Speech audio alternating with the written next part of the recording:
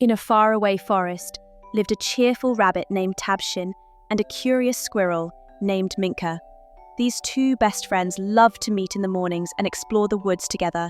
One sunny day, they were walking side by side, laughing, telling stories, and completely enjoying each other's company. They were so caught up in their chatter that they didn't even notice where they were going, until Minka suddenly stopped and looked around. Tavshin, these trees don't look familiar. You're right, Minka. I think we're lost. They froze for a moment. Then Tavshin quickly spoke up. I'm faster. Let me run back and find the way. I'll come back for you once I figure it out. But Minka panicked. What?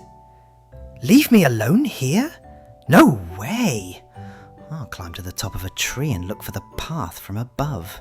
Tavshin frowned. And what if you fall from up there? And what if you get even more lost? The two friends started bickering, each thinking their way was best. Truth is, they were both scared.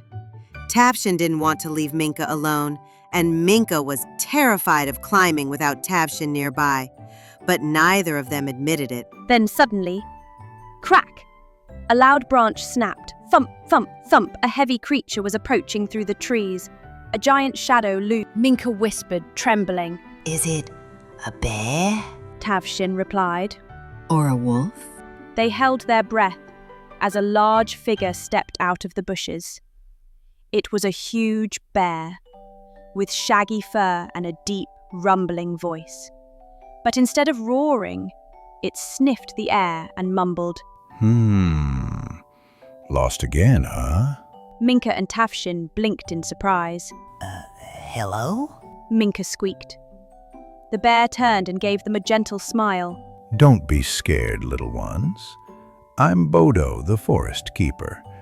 Helping lost animals is part of my job. Bodo listened to their story, then pointed to a narrow path hidden behind some bushes. That trail leads to the heart of the forest.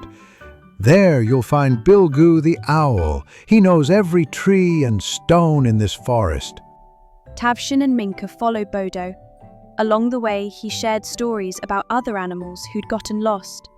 At one point, a pair of glowing eyes peeked from the shadows, a sneaky jackal. But when he saw Bodo, he ran away without a sound. Eventually, they reached a tall tree where Bilgu the owl lived. The wise owl gave them directions home. Tavshin and Minka thanked Bodo and Bilgu, then followed the moonlit path back. This time, they paid close attention to their steps and each other.